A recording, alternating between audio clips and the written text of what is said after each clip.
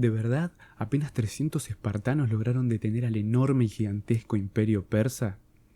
Bueno, si miramos la película de Hollywood, diríamos que sí, pero la realidad es mucho más compleja. Quédate acá que te voy a contar qué pasó en el paso de las Termópilas.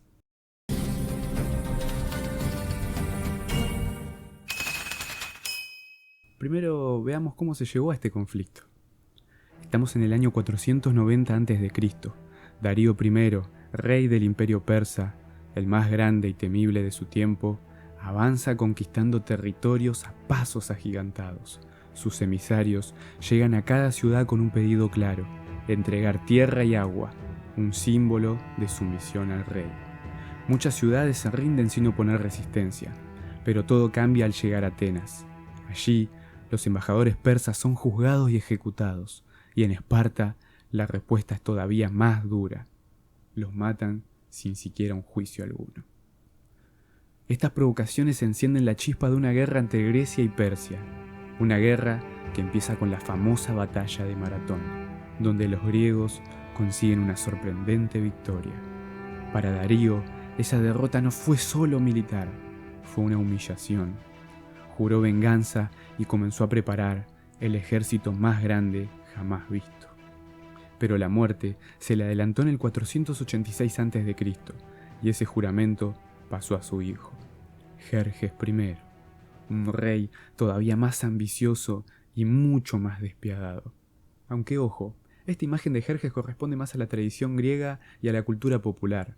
El Jerjes histórico más que nada era un gobernante concentrado en tratar de sostener un imperio enorme que tenía, y no la imagen despiadada que tanto Hollywood como la cultura nos vende.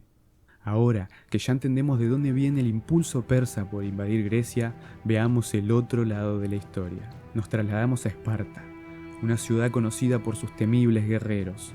Allí, desde el mismo nacimiento, los niños eran seleccionados. Solo los más fuertes y sanos podían vivir.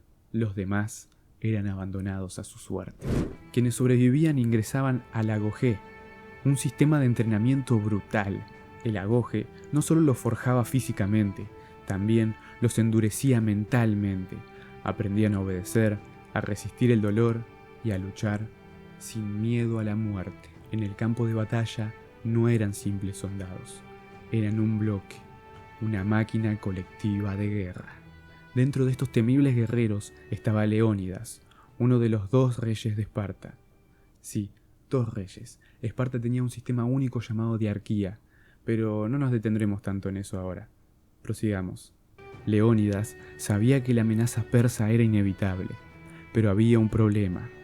Estaban en plenas fiestas cárneas, y durante esas fiestas, por tradición religiosa, estaba prohibido movilizar al ejército. Ante la duda, fueron al oráculo de Delfos a pedir consejo, y la respuesta fue tan sombría como clara. Solo verán la victoria si un rey descendiente de Heracles muere. Leónidas entendió que su destino estaba sellado. Así que reunió a 300 espartanos, todos miembros de su guardia real, pero no cualquiera, solo hombres que ya tenían hijos varones para asegurar la continuidad de su linaje. Con su decisión tomada, Leónidas marchó hacia el paso de las Termópilas. Era el lugar perfecto para enfrentar a un ejército tan descomunal. Los griegos ya lo habían señalado como un punto clave para frenar cualquier invasión persa, y vaya si lo fue. Este desfiladero era tan angosto que el enemigo no podía desplegar toda su fuerza. El paso obligaba a los persas a avanzar en un frente reducido, lo que anulaba su abrumadora superioridad numérica. En otras palabras, en las Termópilas, unos pocos podían resistir a muchos. Camino al desfiladero, no estaban solos. Guerreros de diferentes polis griegas comenzaron a sumarse a la causa.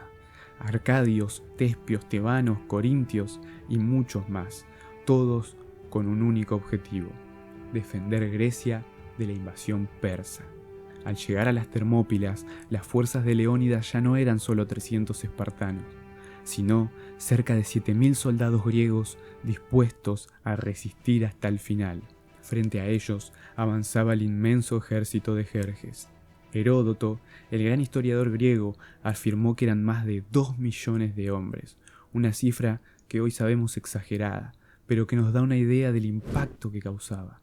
Los cálculos modernos hablan de entre 150.000 y 250.000 persas, acompañados de caballería, arqueros y la temida guardia personal del rey, los Inmortales, conocidos así por ser una guardia del rey de unos 10.000 hombres, que su número nunca descendía.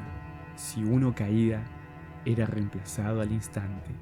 Y aún así, esos números gigantescos se enfrentaban apenas a un puñado de griegos decididos a luchar por su libertad. Leónidas, conocedor del terreno, envió a unos 1000 focidios a custodiar el paso montañoso de Anopea, un sendero oculto que rodeaba las Termópilas. Si los persas lograban cruzarlo, podrían caer por la espalda del ejército griego. Era un punto clave. Mantenerlo cerrado significaba mantener la esperanza de la resistencia. Pasan los días y se comienza a sentir el inicio de la batalla. Tras su llegada al paso, exploradores persas fueron enviados a reconocer el terreno. Al observar a los espartanos, se sorprendieron al verlos peinando su cabello y realizando ejercicios físicos, actividades que parecían sin importancia, pero que en la cultura espartana significaban algo claro. Estaban listos para morir en batalla. Esto fue notificado a Jerjes gracias a Demarato, un antiguo rey espartano exiliado que servía ahora al monarca persa. Intentando evitar un enfrentamiento directo, Jerjes envió emisarios con promesas tentadoras, tierras fértiles, riquezas, libertad y el prestigioso título de amigos del pueblo persas. Leónida escuchó y respondió con firmeza. No. El persa insistió y exigió que depusieran las armas. Fue entonces cuando el rey espartano pronunció una de las frases más célebres de la historia. Molón la ve, o como diríamos acá, venía a buscarlas. Con esas palabras, el destino estaba sellado. Las fuertes lluvias azotaban la región, y para los griegos no eran un obstáculo, eran vistas como señales divinas de que los dioses estaban de su lado. Jerjes, en cambio, esperaba que el clima, el miedo o el hambre desgastaran a los defensores y los obligaran a abandonar el paso. Pero los días pasaron y los griegos seguían firmes, inmóviles, desafiando al ejército más grande del mundo. Finalmente, en el 5.º día tras la negociación fallida, Jerjes perdió la paciencia. La orden fue clara. Comenzaba la ofensiva persa. Siguiendo la táctica más común del imperio aqueménida, Jerjes lanzó oleada tras oleada de soldados contra el frente griego.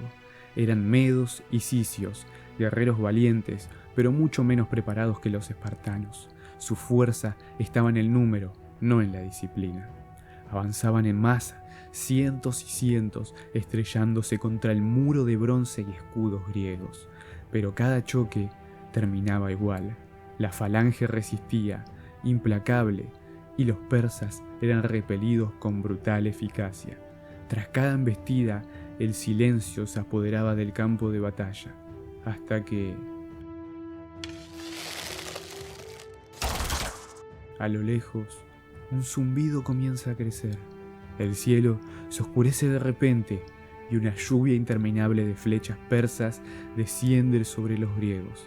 Sin embargo, con una coordinación impecable, los escudos se alzaban, formando un techo de hierro que los mantenía a salvo.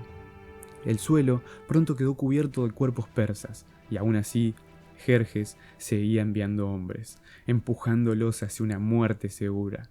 Esta decisión puede sonar brutal, pero hay que entenderla desde la lógica militar persa. El desgaste con masiva cantidad de soldados era una estrategia común utilizada por ellos, no un simple capricho del rey Jerjes.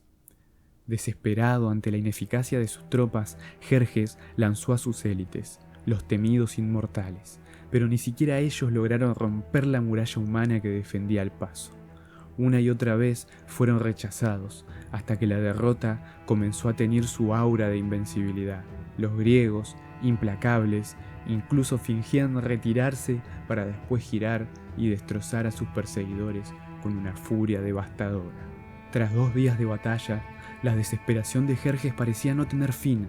Volvió a la carga una y otra vez, pero siempre fue repelido.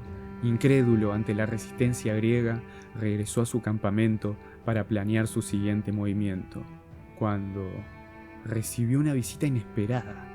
Efialtes, un griego de Tesalia, traicionó a sus compatriotas a cambio de tierras y oro. Reveló a los persas un sendero oculto en las laderas del monte Anopea, que les permitiría rodear el paso y atacar la retaguardia griega. Jerjes envió por ese sendero a un gran contingente de soldados al mando de uno de sus más prestigiosos generales, Hidarnes, veterano de grandes campañas. Allí, los focidios enviados por Leónidas fueron sorprendidos por una lluvia de flechas. Avisaron de inmediato al rey espartano, pero al replegarse a una posición más defendible, dejaron abierto el camino que los persas tanto habían buscado. Al recibir el mensaje, Leónidas reaccionó de inmediato y trazó una estrategia para ralentizar el avance persa todo lo posible, dando tiempo a que los ejércitos griegos se rearmen. Esta vez, sin embargo, ofreció a sus hombres la posibilidad de retirarse y salvar sus vidas. Ninguno de los 300 espartanos lo hizo, ya fuera por orgullo, por honor o por el dictamen del oráculo. Todos permanecieron junto a su rey. Y más allá del mito, no estaban solos. 700 tespios, 400 tebanos se quedaron a luchar y a resistir junto a los espartanos. La decisión estaba tomada. Ante el avance persa por ambos flancos, los griegos salieron más allá de la muralla para combatir con mayor libertad y causar así el máximo daño. Las lanzas se clavaban una tras otra en las densas filas enemigas. Cuando éstas se rompían, desenvainaban sus sifos, espadas cortas, para seguir luchando con ferocidad. La batalla fue encarnizada, las bajas crecían a cada instante. En el medio del fragor, un cuerpo yacía en el medio del campo, el de un rey. Leónidas había caído. Ambos ejércitos pelearon con desesperación por sus restos, pero fueron los griegos quienes con valor consiguieron recuperarlos. Ante la presión de los inmortales, los defensores se replegaron hacia una colina tras la muralla. Allí resistieron hasta el final. Algunos tebanos se rindieron, pero la mayoría de los griegos combatió hasta el último aliento, incluso con los dientes si era necesario. Finalmente, Jerjes ordenó rodear la colina. El cielo volvió a oscurecerse. Una lluvia interminable de flechas cayó sobre los últimos defensores. La batalla había terminado. Por orden del rey persa, el cuerpo de Leónidas fue capturado, mutilado y exhibido en una cruz. Un acto excepcional en la tradición persa, muestra del enojo y la humillación que un rey y unos pocos miles de hombres habían causado al gran imperio. Décadas más tarde, sus restos serían recuperados por los espartanos y sepultados con todos los honores en su tierra natal. La vergüenza de Jerjes fue tal que ordenó ocultar y enterrar gran parte de los cadáveres, intentando decorar la historia a su conveniencia. Hoy se estima que cayeron unos 2000 hoplitas griegos frente a más de 20.000 persas, cifras que revelan la magnitud de la resistencia. Los persas continuarían su avance hacia el corazón de Grecia, pero esa, amigos, es otra historia. Impresionante, ¿no? Cómo unos pocos lograron resistir a muchos. Parece imposible, pero sin embargo, ocurrió. Eso es lo hermoso de la historia, que nos permite recordar momentos grandiosos y también terribles, para aprender de ellos. Espero que te haya gustado el video. Si te gustó, dale like, comenta qué otra cosa te gustaría que traiga al canal. Y bueno, mi nombre es Santiago Dorigo y este es un episodio más de Aprendiendo Historia Juntos. Chao.